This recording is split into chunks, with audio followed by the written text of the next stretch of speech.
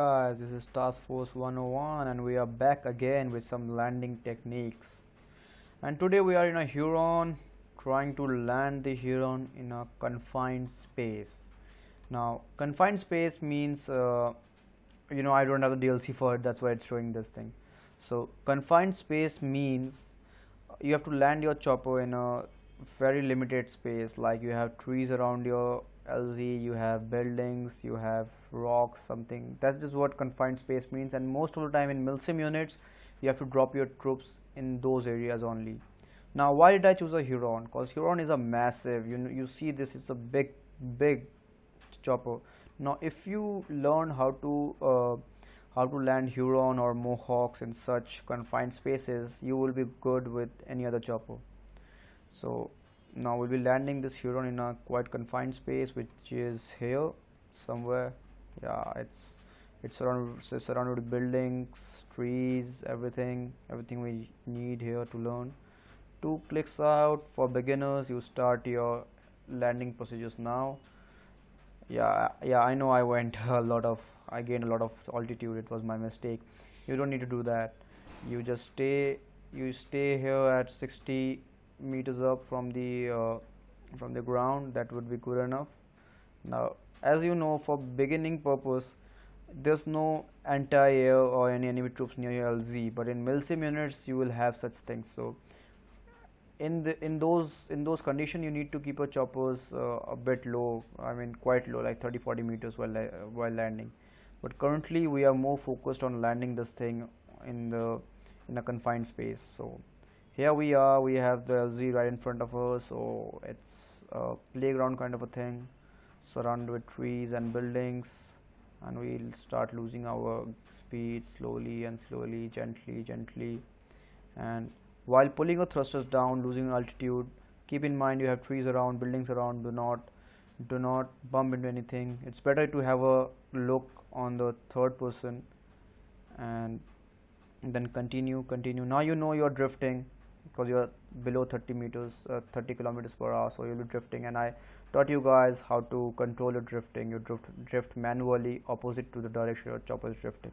Now you lose your speed. LZ is in front of us. Control your drifting, drift manually opposite to the direction your chopper is drifting. Lose your speed, and here we are, and we must be good at 10 kilometers per hour to land. And yes, we landed with total caution, everything. We didn't damage our choppers. Our troops are good to go, and that's the way you do it. You have to be very cautious about landing your chopper in a confined space. You need to be very patient first thing. So slowly and gently you need to go towards your LZ, and while you are slow, you start drifting left and right. Now, to avoid the drifting or to compensate the drifting, you need to manually drift towards the opposite direction your chopper is drifting. And while compensating this, you start losing your altitude. And when you know you are good, you are near your LZ, there are no trees, then to check if there are any trees around you, just go third person. And when you know you are okay, you are good to go, you just land.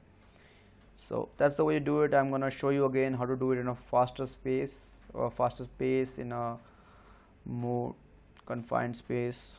It's now the LZ is 3.5 clicks away. We are gonna do this landing in a bit faster mode right now. And when you are in combat areas and you need to land your chopper in a confined space, these are the things which really matter. You get the troops out of your chopper as fast, as quick, and in their desired LZ. So now we are 1 click out. We start losing speed. Do not go over 50. Yes, there may be any enemy units around. Speed again. Now 1.3 clicks. Now the difference between any larger space and a confined space is that you need to control your chopper while you are above your LZ, because when there's a plain field, you don't need to worry about any specific area. But when you are in a confined space or a compound, you have to land on a specific area because it's meant for it. So you have to do that. So you have to get quick hold of your chopper's control while you are 500 meters away from your LZ. So we are 500 meters away from your LZ, and there's the thing, we cannot see our LZ because it's blocked by the trees. So we have to be more cautious than the last time. I see the LZ now, it's totally packed. So I start losing altitude, I start losing my speed. Oh, it's a bit crowded there, but still we're gonna land this thing. Huron is a massive thing. If you know how to land this thing, you will be able to land any other chopper. So now go below 30, go below 30 now, and turn the third person.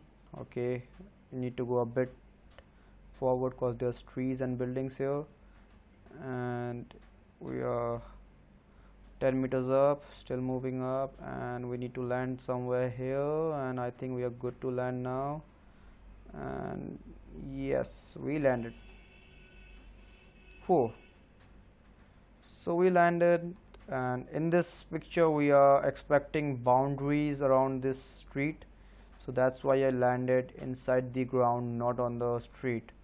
And most of the cases you will have boundaries around the street, so for me to land was just this ground. I totally ignored the street, and we are good. We have landed inside a compound, and most of the confined spaces won't be any smaller than this. For a Huron, no troop commander will tell you to land a smaller area than this. So this is your benchmark. If you can land your Huron inside the space like this, you can land any other chopper. So this was it from Task Force 101, and we'll be keep posting more videos on chopper techniques, jet techniques, and everything you can know about armor. Till then, thanks for watching. Please like and subscribe. Take care. Bye.